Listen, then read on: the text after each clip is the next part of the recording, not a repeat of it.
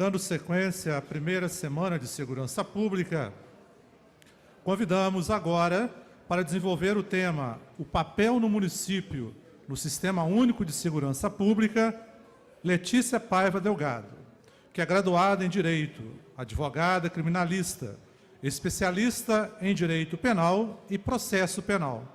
É mestra em Ciências Sociais pela Universidade Federal de Juiz de Fora, com a apresentação da dissertação intitulada O Município e a Segurança Pública, o processo de inserção do poder local no debate sobre gestão da violência urbana.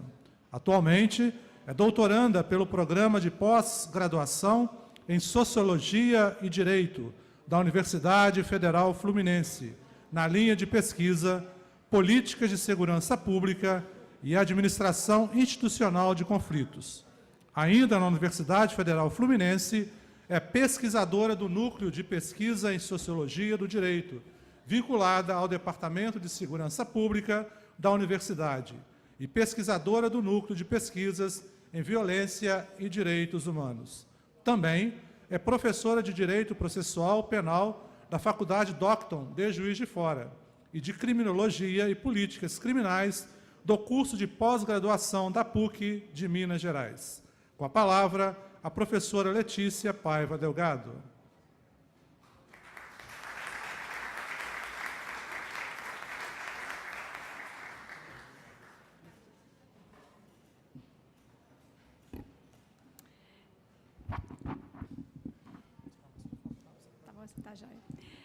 Bom dia a todos.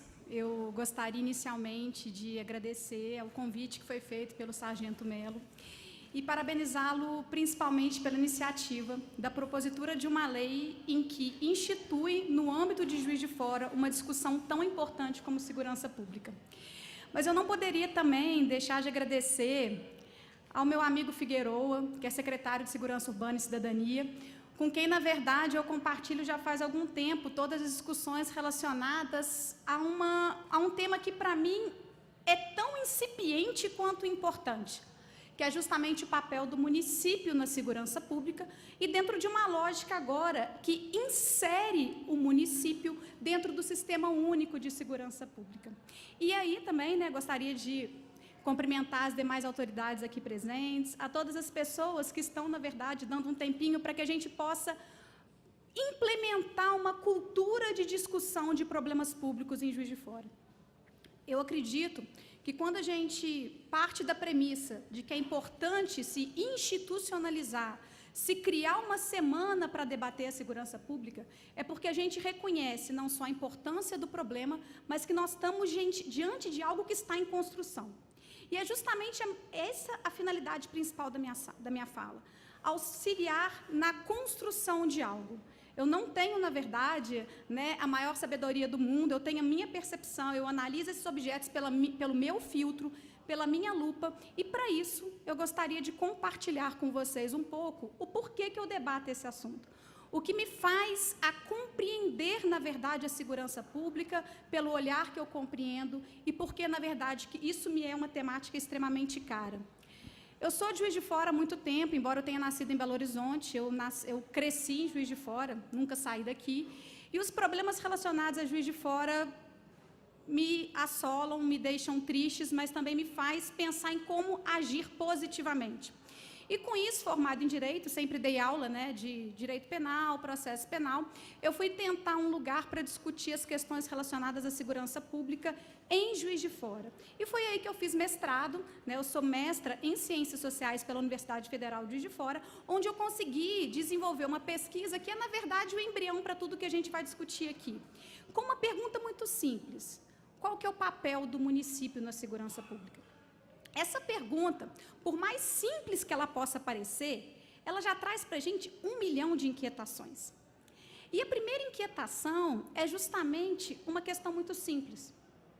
Nós fomos criados, tá certo? Historicamente, dentro de uma lógica que nos ensinou, e por uma questão simples, de que segurança pública é uma coisa única e exclusivamente das instituições policiais. E quando eu parto dessa premissa de que segurança pública é coisa de polícia, isso faria com que o município inicialmente entendesse o seguinte: se segurança pública é coisa de polícia, se a responsabilidade pela gestão das polícias militar, civil, pertence ao Estado, qual que é meu papel nisso? Né? Eu não posso mexer em folha de pagamento, eu não posso aumentar efetivo. Então, isso cria, em relação ao município, um discurso de imobilismo. Eu não tenho que atuar porque eu não tenho gestão em relação às polícias. De outra forma, eu poderia pensar num outro aspecto. Qual seria o outro aspecto? A Constituição Federal só me permite atuar na segurança pública através da criação e das instituições das guardas municipais. Então, isso cria para a gente quase que um lugar comum. O papel do município na segurança pública seria única e exclusivamente através das guardas municipais. Isso faz com que a gente não consiga usar positivamente a capacidade municipal para enfrentar questões que são do município, que estão relacionadas à segurança pública, mas que dependem de uma ação muito mais do que intersetorial, que é o que a gente vai debater aqui. Mas para que a gente possa chegar no ponto principal dessa discussão aqui, a gente tem que partir de algumas premissas. A primeira delas é que eu só discuto segurança pública porque eu discuto violência. Não é? Então, se eu penso em política de segurança pública, eu estou pensando o quê? Na forma através da qual o Estado, a sociedade civil, porque, como bem disse, né, o nome do seminário, Semana de Segurança Pública é responsabilidade de todos. Então, não estou falando de uma responsabilidade que pertence somente ao Estado, seja União, Estado e município. Eu estou falando de uma responsabilidade também da sociedade civil. Então, quando eu penso em política de segurança pública, enquanto a forma através da qual o Estado, a sociedade civil se organiza para enfrentamento e prevenção à violência, eu tenho, na verdade, a seguinte ideia: segurança pública e violência urbana são questões que estão essencialmente interligadas. E quando nós falamos da violência, nós estamos diante de um problema extremamente complexo. A violência não é um fenômeno simples. A violência não é um fenômeno que a gente possa compreender com uma única fala. A violência, ela tem N faces, N facetas e N variáveis. E é por isso que a primeira questão que eu gostaria, né, de apresentar para os senhores, e na verdade é mais uma questão de reflexão mesmo. Se a violência é um fenômeno extremamente complexo, as políticas de segurança pública, elas têm que dar conta da complexidade do fenômeno da violência. Consequentemente, é necessário que a gente construa uma cultura de planejamento, monitoramento, estudo e fiscalização dessas políticas de segurança pública, sob pena de nós termos o quê? Políticas de pouco sucesso. Onde a única coisa que o Estado vai fazer é simplesmente o quê? Gastar dinheiro, às vezes por pautas, né, focadas por questões eleitorais, por questões, às vezes, né, de eleição, mas que não vão, a longo prazo, ter algum tipo de resultado. Então, o enfrentamento à violência, ele requer uma coisa que chama-se paciência, tá certo? E as políticas de segurança pública, elas demandam da gente uma certa paciência para que a gente consiga ver os seus resultados. E é justamente por isso que hoje eu venho apresentar para os senhores qual que é a premissa do Sistema Único de Segurança Pública, que é algo que nós, que discutimos violência, a gente já vem esperando há muito tempo como é que isso iria ou não ser instrumentalizado, porque ele parte da premissa de que eu preciso de, no mínimo, 10 anos para a implementação de um plano de segurança pública, né? Porque seria o tempo para que a gente pudesse avaliar os resultados disso. E partindo ainda dessa ideia de que a violência é um fenômeno complexo, a gente tem que entender também que a tarefa de pacificação do país ela é extremamente complexa, tá certo? Nós temos um país muito grande. Nós temos um país, na verdade, em que cada estado ele tem o quê? Singularidades. Ele tem especificidades regionais.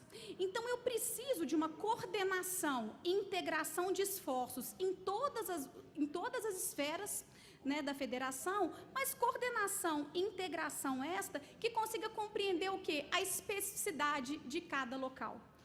E aí eu pergunto para os senhores, quem mais conhece a especificidade do local do que o prefeito? Quem mais conhece a especificidade da cidade do que o gestor municipal? É justamente com essa percepção de que uma política de segurança pública, que pode ser exitosa no Rio de Janeiro, não vai ter o mesmo êxito, por exemplo, em Fortaleza ou na Amazônia, é que você consegue compreender o seguinte: eu preciso de conhecer os problemas locais, para, a partir do conhecimento dos problemas locais, pensar a forma através da qual eu vou atuar. E aí, a gente começa a construir uma cultura, que não é de agora, é desde a Constituição Federal de 88, no sentido de que eu tenho que valorizar a proximidade. E como é que eu valorizo a proximidade? Trazendo o município, trazendo gestores locais, trazendo a sociedade através da criação de conselhos, tá certo? Para debater também os problemas. Tá? Então, isso é uma outra questão interessante. E um outro ponto também que eu gostaria de refletir com os senhores é que quando a gente discute sobre o papel do município na segurança pública, a gente está refletindo sobre um novo paradigma de segurança pública. Por que a gente está refletindo sobre a construção de um novo paradigma de segurança pública? Porque, na verdade, eu estou discutindo um paradigma em que a centralidade das políticas de segurança pública é o cidadão. Então, aí, fica, na verdade, um elogio. Eu já tinha falado sobre o próprio nome da Secretaria de Segurança Urbana e Cidadania de Juiz de Fora. Porque o foco das políticas de segurança pública, ele deve ser o cidadão. Consequentemente, a ideia da cidadania, ela entra através de duas frentes. O cidadão como maior destinatário das políticas de segurança pública, mas também aquele que deve auxiliar diariamente na produção e na construção dessas políticas. Só que para quem não tem consciência cidadã, é muito difícil você agir se o próprio Estado não te fomenta essa participação. Daí a ideia de você criar espaços para que a sociedade contribua, para que a sociedade tenha voz. Eu sempre gosto de uma frase, sempre que eu falo, porque eu acho muito emblemático a gente discutir isso. Você pode passar o slide, por gentileza? Eu acho muito emblemático a gente discutir o artigo 144 da Constituição Federal, com todos os seus detalhes, a gente não vai ter esse tempo, mas segurança pública, dever do Estado, direito e responsabilidade de todos, para a preservação da ordem pública e a incolumidade das pessoas e do patrimônio através dos seguintes órgãos, e tem a própria estrutura que o artigo 144 traz. Mas quando a gente fala da responsabilidade de todos, eu sempre me pergunto: como fomentar a participação social na construção das políticas de segurança pública? Como dar voz à sociedade? Quais são os mecanismos que nós podemos ter para dar voz à sociedade? Aqui entra um ponto de reflexão. Porque a sociedade, ela é aquela que vai conseguir trazer para o poder público os seus problemas. E se a nossa tarefa maior, com políticas de segurança pública que sejam realmente eficazes, não somente no viés da repressão, mas também no viés da prevenção. E eu gostaria de fazer um parêntese. Fortalecimento de políticas de segurança pública preventiva, por nenhum momento, é desarmonioso com as políticas repressivas. A gente tem que entender que isso faz parte do complexo das políticas de segurança pública. Porque a repressão, ela só vai atuar quando a prevenção não funcionou. Então, a gente tem que pensar numa ideia de complementariedade. E não de quê? E não, na verdade, de disputa. E isso é importante nós pensarmos também. Então, a gente entra na seguinte questão: como que o Estado, seja a União, seja o Estado membro, o Estado de Minas Gerais, o município, vai fomentar a participação social? Vai fomentar que aquele cidadão pense os problemas locais e auxilie na construção das políticas? Nós ainda não sabemos. Óbvio que você tem cidade que já tem conselho estruturado, outras ainda não. Algumas o conselho funciona ativamente, outras o conselho não funciona ativamente. O problema é que a participação popular, ela passa a ser o pilar de um novo modelo de segurança pública. Um modelo de segurança pública em que eu preciso, sim, como disse o prefeito, criar mecanismos para romper com a vulnerabilidade social. Criar mecanismos para romper com a vulnerabilidade social, porque no modelo de segurança pública de um Estado democrático, toda vida, qualquer vida vale muito. Seja ela vida de agente de segurança pública, seja ela vida de cidadãos comuns. Então, como toda vida vale muito e nenhuma morte deve ser aplaudida, nós temos que romper, sim, com essas questões relacionadas à vulnerabilidade social. Só que a violência, ela é algo que ela entra na esfera do debate no Brasil, principalmente após a década de 90, onde os problemas relacionados à violência urbana passam o quê? A permear não só as cidades, o imaginário social, aquela questão se eu saio ou não de casa, tá certo? Demandando do poder público novas estratégias para enfrentar a problemática. É muito interessante nós pensarmos, né, que às vezes a gente fala assim, violência urbana, segurança pública, isso é uma questão somente de instituições policiais, mas a violência, ela é muito cara. A violência, ela é muito custosa para o Estado, para a estrutura das próprias instituições, mas ela é muito cara, por exemplo, para o sistema de saúde. Vocês já pararam para pensar, por exemplo, quanto que o SUS gasta para atender vítima de crime, vítima de homicídio? Nós já paramos para pensar, por exemplo, quantas pessoas são afastadas pelo sistema de assistência social porque foram vitimizadas? Como que a violência em si, ela é cara para o Estado?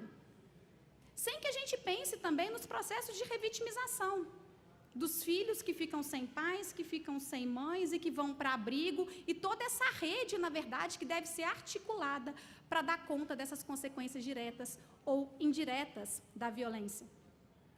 Existem alguns dados que eu gostaria de trazer aqui para os senhores, que eles são interessantes para a gente pensar e refletir um pouco de como que a violência ela é complexa.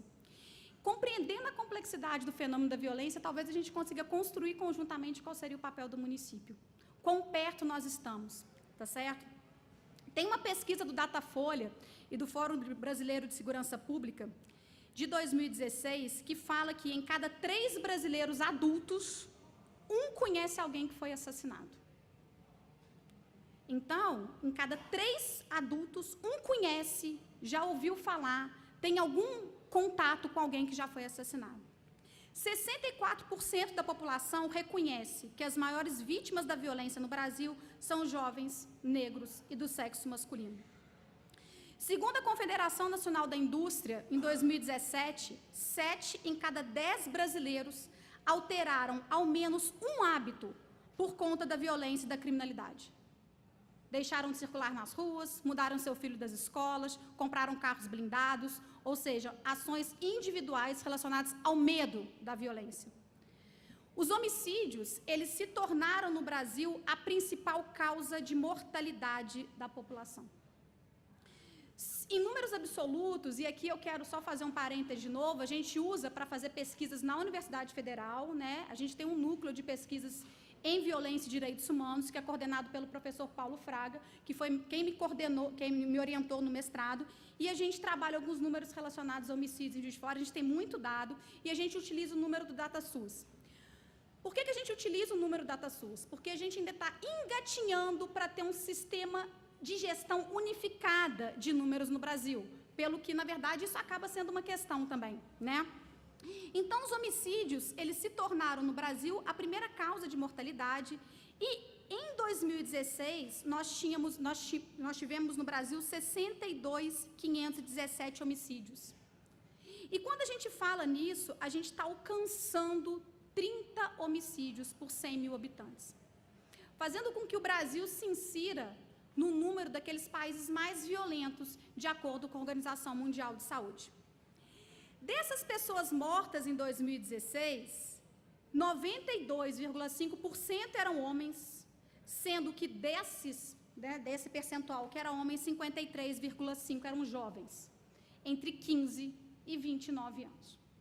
O que faz com que a gente reflita a longo prazo o custo da violência, inclusive para o mercado de trabalho, se eu estou matando jovens, tá certo? 72% dessas vítimas são negros, o que evidencia para a gente essa relação entre desigualdade social e índice de vulnerabilidade. Eu fiz uma proposta em não focar muito na realidade de Juiz de Fora, mas há algumas coisas que eu preciso de apontar até pela fala do nosso secretário. O problema do homicídio em Juiz de Fora, ele é real. Ele não é algo criado, ele não é algo imaginado e ele não é algo construído pela mídia. Tá certo? Nós tivemos em Juiz de Fora, de acordo com esse mesmo número DataSUS, em 2001, 33 homicídios. Em 2016, 149 homicídios. Quando eu trabalho com essa diferença de 2001 para 2016, eu faço com que Juiz de Fora deixe de ser uma cidade com 7,09 homicídios para cada 100 mil habitantes, para passar a ser uma cidade com 26,62 homicídios para cada 100 mil habitantes. Não há como nós sustentarmos uma ideia de que esses números refletem o mesmo aumento do Brasil. Porque no Brasil, em 2001, nós tínhamos uma taxa de homicídio de 27,8 homicídios para cada 100 mil habitantes e 2016, 29,66. Então, realmente, houve um aumento exponencial em Juiz de Fora, o que demanda do poder público, das forças policiais e de quem tem que pensar as políticas de segurança pública, um rearranjo. E aí, pegando para a questão do homicídio, é importante nós pensarmos que o próprio Plano Nacional de Segurança Pública, que foi feito em setembro de 2018 e regulamentado por um decreto em dezembro, que nós vamos falar, ele dá um protagonismo muito grande à política de combate e prevenção aos homicídios. A gente vai falar um pouco sobre isso. Tem umas outras questões relacionadas à violência que é importante, porque alguns estudos apontam que a cada 1% do aumento de taxa de desemprego entre homens de 15 e 65 anos, a taxa de homicídio aumenta 2,1% no município. Ou seja, existe uma relação entre desemprego e vulnerabilidade. Existe uma relação entre evasão escolar e criminalidade, segundo pesquisas também. E, além disso, para finalizar, nós percebemos que a violência ela tem sequelas a curto e longo prazo, como a perda da produtividade, o aumento de custos do sistema de saúde e de segurança nacional. Para que a gente não fale somente em homicídio e para que a gente comece a pensar também como que as políticas de segurança pública elas são extremamente complexas, a gente pode pensar um pouco no Ministério Público e no próprio Poder Judiciário. Segundo uma pesquisa do Conselho Nacional do Ministério Público, somente de 5% a 8% dos homicídios têm inquérito policial concluído. Ou seja, de cada 100 homicídios, eu consigo elucidar 8. É óbvio que isso vai impactar, uma hora ou outra, na sensação de insegurança da sociedade. E aí entra a importância da valorização das instituições policiais. Uma polícia judiciária no Brasil, que é aquela polícia investigativa, extremamente sucateada, sem carro, sem gasolina, sem pessoal, não consegue trabalhar. Então, é óbvio que a capacidade investigativa, ela o quê? Ela diminui por uma questão logística. Tá certo? Além disso, em relação à mulher, nós alcançamos hoje a vergonhosa posição de 5º país que mais mata mulher, segundo a Organização Mundial de Saúde. E o nosso sistema prisional está em colapso. Né? E aí fica o convite para assistirmos na quinta-feira o painel do secretário estadual de Segurança Pública, que é um painel direcionado, até onde eu entendi, à administração prisional. Porque num país como o Brasil, que você tem 700 mil presos e mais ou menos 350 mil vagas, ele está em colapso. E por mais que alguém possa ter uma visão de segurança pública que seja extremamente vingativa, deixa preso e pronto, a gente tem uma questão muito pragmática com isso, que é o fortalecimento das organizações criminosas. Então, eu tenho que entender também a questão do sistema prisional e reitero o convite para quinta-feira como uma questão estrutural para que a gente possa pensar em políticas de evitar reincidência e política de egresso. Como eu evito reincidência se eu não consigo dar ao egresso a possibilidade de atuação no mercado de trabalho? E em relação a políticas de inserção do egresso no mercado de trabalho, eu não vejo ninguém com melhores condições de fazer essa interlocução do que o município, do que a sociedade civil. E aí a gente ainda pega mais duas questões que são extremamente importantes. É que o Brasil, ele gosta, né, na verdade, de ter algumas marcas que são bem vergonhosas. O Brasil é o país que mais mata policial, mas também é o país onde o policial mais mata. Isso é uma questão muito complicada, porque quando a gente fala da violência institucional, ela, na verdade, ela tem um efeito a longo prazo muito cruel, que é o fato das pessoas perderem a fé e a confiança no próprio Estado. Então, isso é algo que isso tem que ser enfrentado e trabalhado. Tá certo? E, consequentemente, quando a gente cria todo esse hábitos de insegurança, de violência, a gente começa a chegar à seguinte percepção. Em 2015, somando os gastos do Estado, Distrito Federal, União e municípios, o gasto com segurança pública representou 1,38% do PIB. Então, segurança pública é uma agenda cara, complicada e bombástica. E demanda reflexão. Só que acontece que quando a gente, na verdade, pensa essas questões, a própria população, ela demanda do Estado uma solução. E você tem 90% da população entendendo que os governos precisam se unir para o combate, o enfrentamento, a prevenção ao crime e à violência. E isso, na verdade, a própria violência, ela reflete numa crise de legitimidade do Estado. Porque uma visão muito simples de ciência política fala o seguinte, olha, o Estado detém o monopólio legítimo da força. Eu cedo parcela da minha autonomia, e aqui eu estou falando como cidadã, porque eu não integro força de segurança pública nenhuma, eu integro parcela da minha autonomia para poder viver em sociedade e ser segura. Então, a própria insegurança, ela traz no Estado, e eu sempre falo isso, né? A população não tem consciência de pacto federativo. Ela quer ver o Estado, seja o Estado guarda municipal, seja o Estado defesa civil, seja o Estado polícia militar, seja o Estado, né, forças armadas, ela quer ver o Estado. Então, a violência, ela traz uma crise de legitimidade no Estado.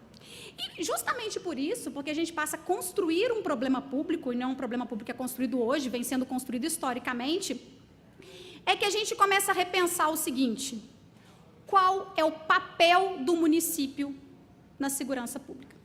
O embrião para a nossa discussão está no parágrafo 7º do artigo 144 da Constituição de 88, que fala: a lei disciplinará a organização e o funcionamento dos órgãos responsáveis pela segurança pública, de maneira a garantir a eficiência de suas atividades.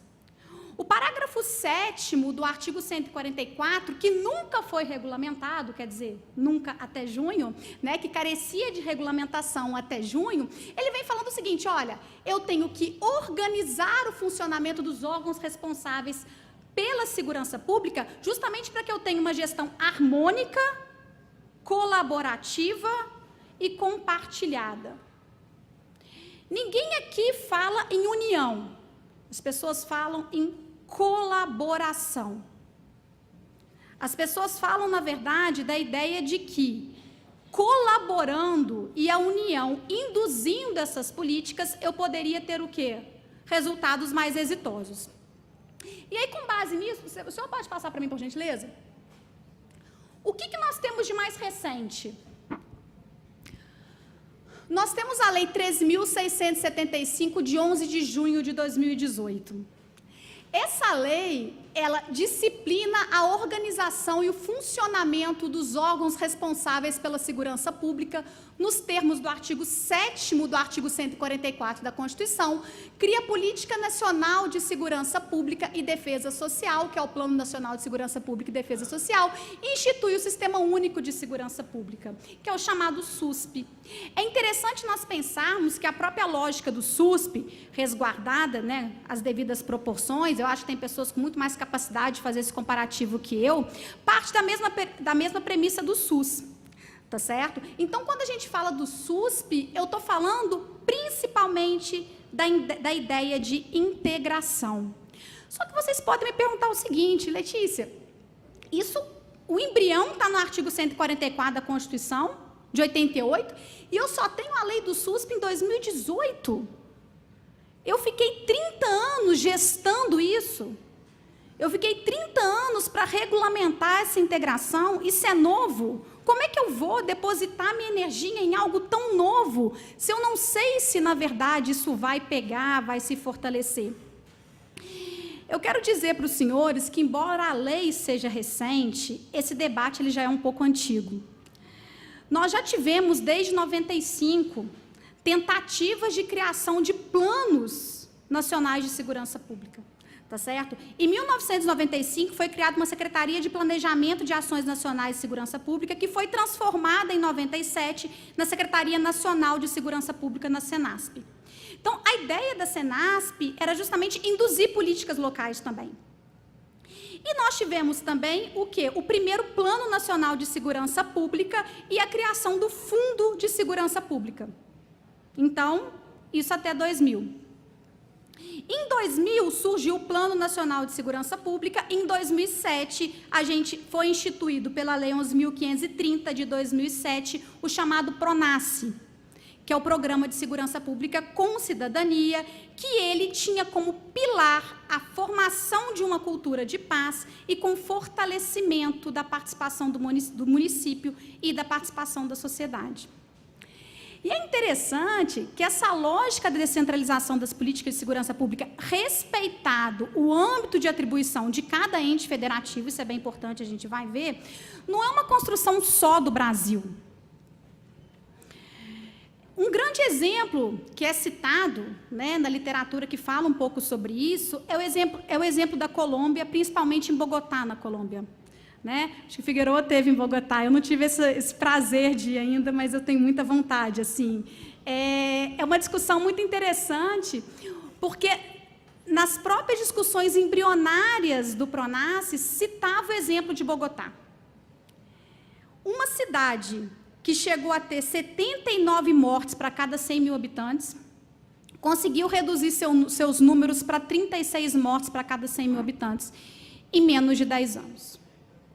Isso é um impacto muito positivo. E toda a literatura de pessoas que estudaram o exemplo de Bogotá fala que Bogotá se destacou por quê? Pela construção de políticas inovadoras de gestão local de segurança, tá certo? Justamente porque fomentou a participação do município e a construção de políticas locais e a participação da sociedade no que tange a construção de uma cultura de paz. A gente tem que compreender que, quando a gente fala de política de segurança pública, principalmente as políticas preventivas, elas partem de duas premissas, que é a integração e a transversalidade. Eu não sei se vocês conseguem ter uma ideia que uma praça mal iluminada, ela pode o quê? Fazer com que crimes aconteçam.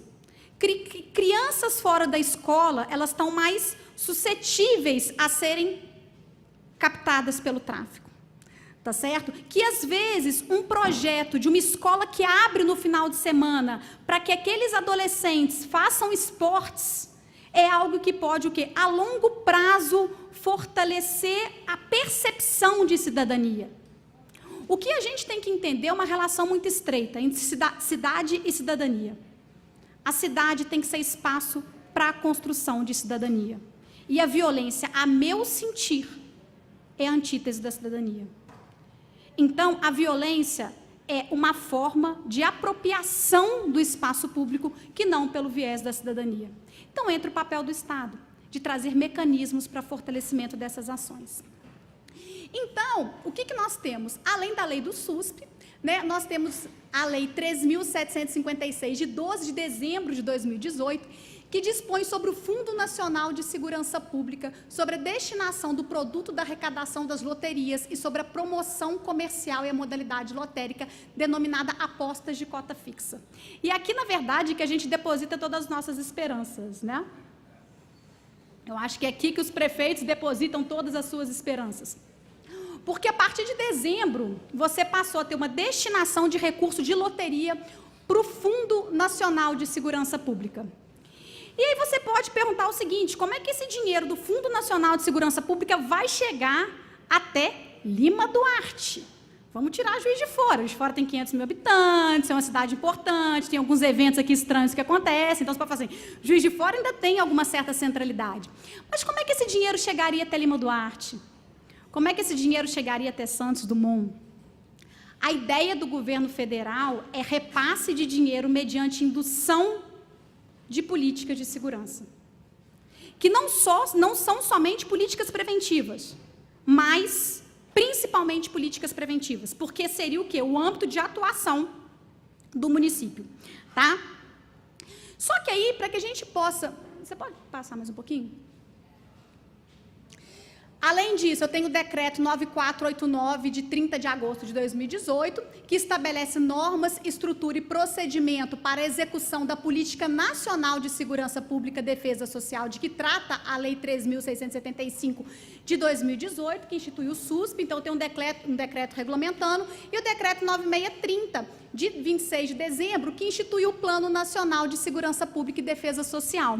Então, a União, ela já instituiu um Plano Nacional de Segurança Pública, tá certo? E fala quais são as ações mais importantes que devem ser feitas.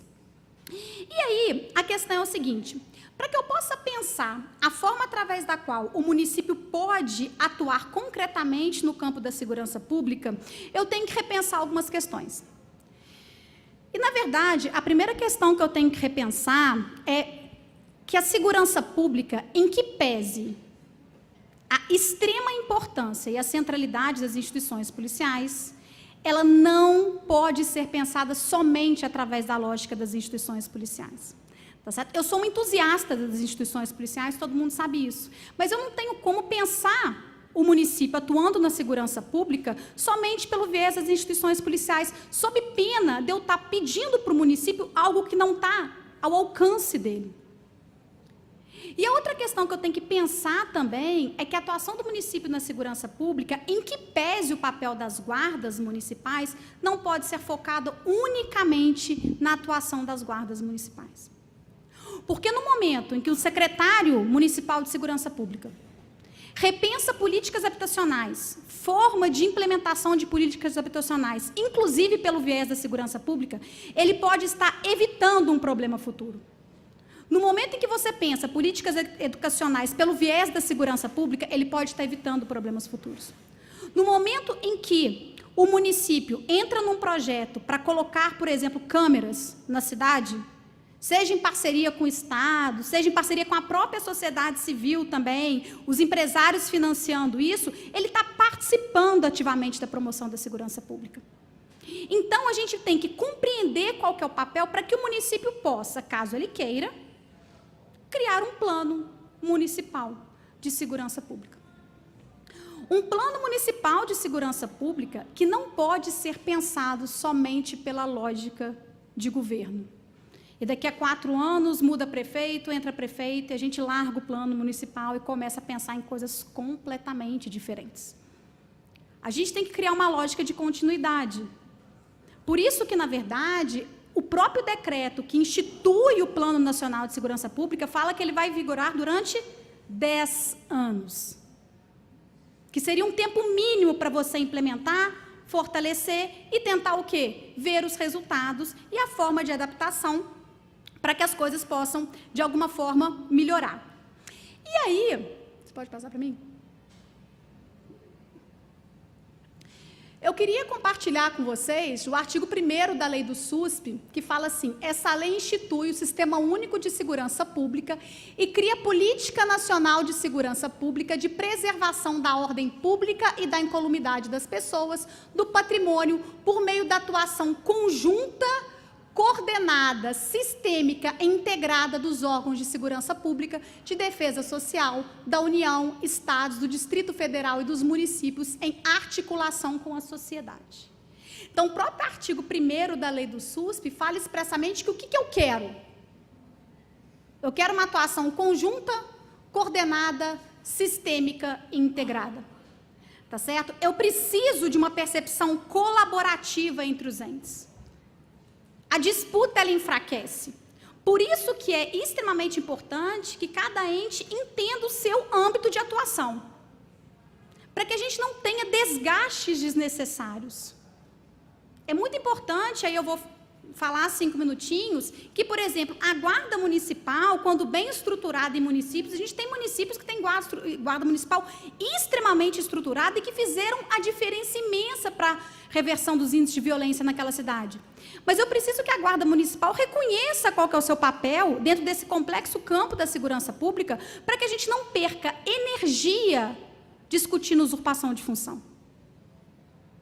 Eu preciso, na verdade, que a gente pense a segurança pública por uma lógica colaborativa, como eu disse. E aí o próprio artigo 2º da lei fala: a segurança pública é dever do Estado, responsabilidade de todos, compreendendo a União, os Estados, o Distrito Federal e os municípios no âmbito de competências e atribuições legais de cada um. É interessante, quem gosta desse assunto, e foi até por isso que eu resolvi colocar as leis meio assim, né, para ajudar quem quiser anotar, depois dar uma olhada, como é que, se a gente for comparar o artigo 144 com a lei do SUSP, ela é muito mais detalhada. Quando a gente tentava entender, através da leitura do artigo 144, qual que era o papel do município, era um exercício interpretativo imenso. Porque a função do município ficava relegada lá no parágrafo 8º somente à criação das guardas municipais. E dentro daquela coisa, todos, né? Todos o município está. Mas a própria regulamentação, a falta de regulamentação, fazia com que você tivesse que ter uma capacidade interpretativa muito grande.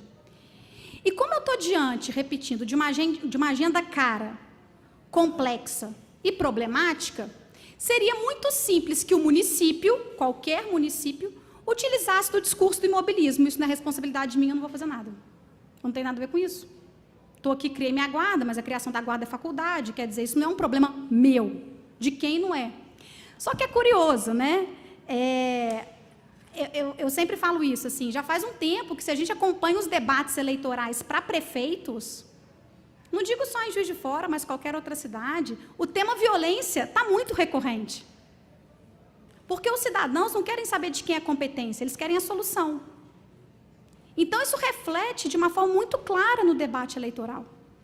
E se torna essencial para a própria manutenção das condições de governo. Tá certo? E aí, o que a gente percebe, né, pela leitura do artigo 1º? Que o município passa a ter um protagonismo, e aí, você passa para mim, por gentileza? O artigo 9º, quando ele fala da composição do Sistema Único de Segurança Pública, e aqui eu gostaria de uma atenção especial, que ele fala o seguinte: o Sistema Único de Segurança Pública o artigo 9º, é instituído o Sistema Único de Segurança Pública, que tem como órgão central o Ministério Extraordinário de Segurança Pública, agora mudou de nome, e é integrado pelos órgãos de que trata o artigo 144 da Constituição, pelos agentes penitenciários, pelas guardas municipais. E a gente vai ver mais à frente como que a guarda municipal passa a ser um integrante operacional do SUSP devidamente nominado. E isso vai ter consequências. E pelos demais integrantes estratégicos e operacionais que atuavam nos limites de suas competências de forma cooperativa, sistêmica e harmônica. Parágrafo 1º, são integrantes estratégicos do SUSP: a União, os Estados, o Distrito Federal e os municípios, por intermédio dos respectivos poderes executivos. E a gente vai ver que, caso a gente acredite numa política de continuidade, município que não tiver Secretaria Municipal de Segurança Pública ou algo afim, não consegue receber dinheiro da União. Município que não tiver Conselho Municipal de Segurança Pública não consegue receber dinheiro da União. Município que não tiver Fundo Municipal de Segurança Pública não consegue receber dinheiro da União. Então, eu não sou gestora pública, mas eu penso o seguinte, pelo que eu ouço: se a prefeitura está quebrada, se o Estado está quebrado e quem detém o dinheiro é a União através de recursos das loterias, eu só fico pensando o seguinte, né? Essa indução, ela vai ser extremamente importante para que o município consiga captar recurso para promover políticas de segurança pública que sejam o quê? Eficazes. Mas outra necessidade é que o município tenha um plano municipal de segurança pública, para que esse dinheiro ele seja aplicado de acordo com algo que foi construído coletivamente. E aí você começa a entender quais são os pilares do SUSP. É uma gestão integrada, harmônica, mas o quê? Responsável. Responsável no seguinte sentido: se um plano foi aprovado, ele tem que ser cumprido. Independente de quem é prefeito, de quem é gestor, de quem está no comando da cidade naquele momento. Tá certo? E aí, são integrantes estratégicos, né? A União, os Estados, Distrito Federal e os municípios, os Conselhos de Segurança Pública e Defesa Social dos 3 entes federados. Passa, por gentileza. E são integrantes operacionais do SUSP, a Polícia Federal, a Polícia Rodoviária Federal, os policiais civis, os policiais militares, o Corpo de Bombeiro, as guardas municipais. E por que, na verdade, eu coloquei uma relevância à Guarda Municipal? Justamente porque a nossa comandante da Guarda vai falar logo depois de mim, justamente para que a gente possa compreender melhor qual que é o papel da Guarda Municipal dentro de uma lógica de prevenção à violência. Tá? Passa, por gentileza. 8, órgãos do sistema penitenciário, institutos oficiais de criminologia, Secretaria Nacional de Segurança Pública, Secretaria Estadual de Segurança Pública, Secretaria Nacional de Proteção e Defesa Social, Secretaria Nacional de Política sobre Drogas, Agente de Trânsito, Guarda Portuária. Parágrafo 4º, os sistemas estadual, distrital e municipal serão responsáveis pela implementação dos respectivos programas, ações e projetos de segurança pública, com liberdade de organização e funcionamento respeitado disposto nessa lei. Então, na verdade, ela é uma lei muito indutiva. Ela quer induzir algumas práticas mínimas que os entes devem ter. Passa, por gentileza. E aí, para a gente... Eu poderia falar mais muito tempo, mas eu acho que meu tempo vai acabar. Eu gostaria só de frisar 2 coisas, tá certo? Eu tenho o Plano Nacional de Segurança Pública, que ele traz alguns objetivos. Dentro desses objetivos trazidos pelo Plano Municipal de Segurança Pública, nós vamos perceber que vários desses objetivos estão relacionados ao próprio município. Não somente a criação de Plano Municipal de Segurança Pública, mas o fortalecimento da Guarda Municipal. Tem 2 coisas que me chamam a atenção. Passa, por gentileza. Tem 2 coisas que me chamam a atenção na lei do SUSP e na implementação do Plano Nacional de Segurança Pública e Defesa Social. O protagonismo da Guarda Municipal. Tá certo? Então, assim, eu acompanho um pouco o debate sobre a Guarda Municipal há muito tempo por gostar. E eu acho que a Guarda Municipal, ela vem saindo de um momento onde ela tangenciava os debates sobre segurança pública para alcançar também uma centralidade. E eu digo isso com muita tranquilidade, porque se a gente continuar na aposta de que vai existir uma continuidade, o município também que não tiver uma guarda municipal estruturada, vai ficar bem difícil dele conseguir dinheiro da União. Então, o fortalecimento da Guarda Municipal, e aí é importante também, né, a gente começar a delimitar. Eu já tive a possibilidade de conversar com a Guarda Municipal sobre algumas questões, começar a delimitar o campo de atuação da Guarda Municipal para que ela não se perca dentro da sua própria missão. Né? Mas a gente entende, na verdade, que fortalecer a atuação dos municípios nas ações de prevenção ao crime e à violência, sobretudo mediante ações de reorganização urbanística e defesa social, e passa mais um pouquinho. E dentro dessas estratégias do objetivo 11, que seriam essas estratégias para o município, pode passar. Capacitar gestores e guardas municipais para a produção e análise de dados sobre dinâmicas de violência e vitimização, produzir indicadores para a mensuração da atuação das guardas municipais. Tá certo? Passa mais um pouco. Então, o que a gente percebe?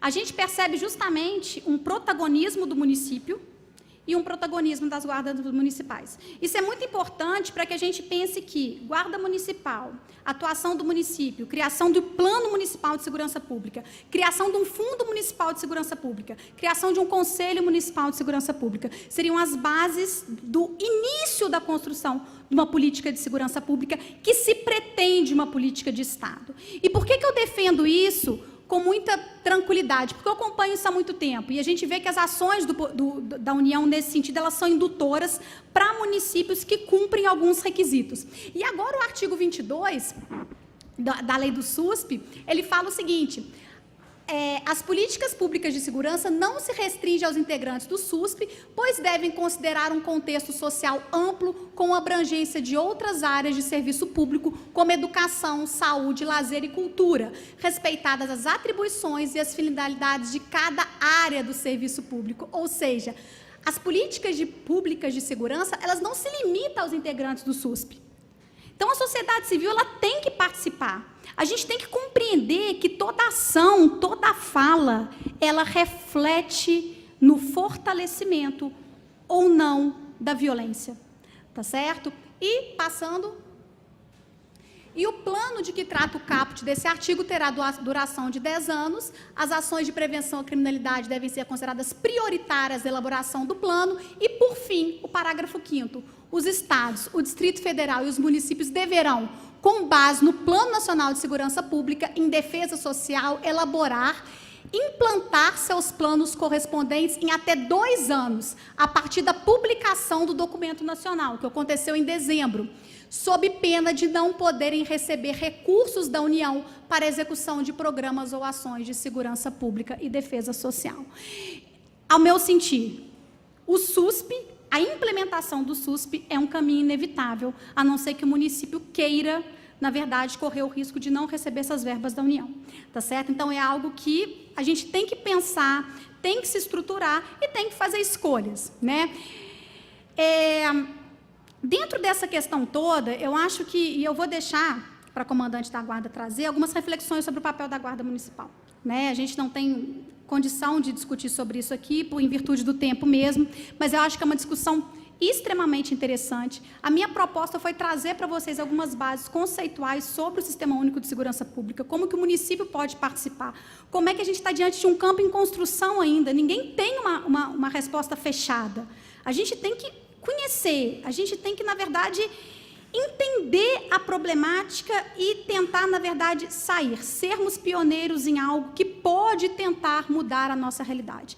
Sempre com uma finalidade, promoção de paz social.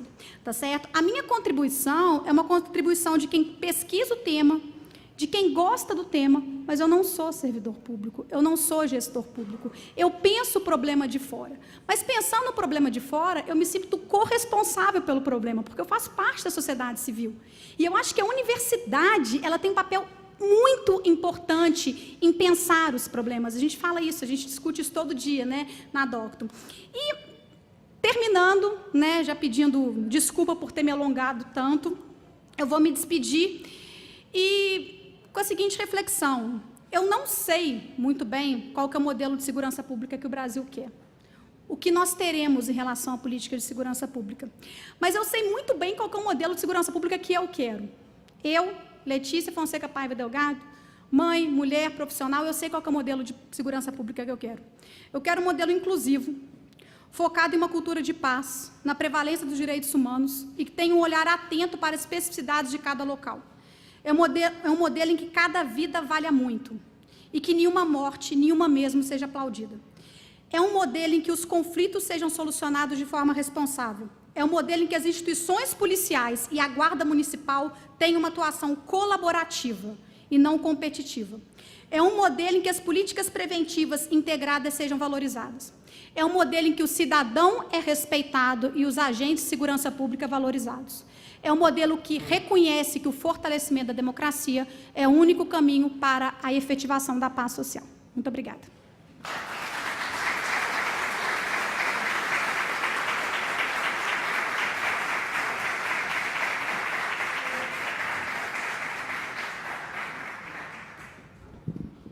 Agradecemos a professora Letícia Paiva Delgado.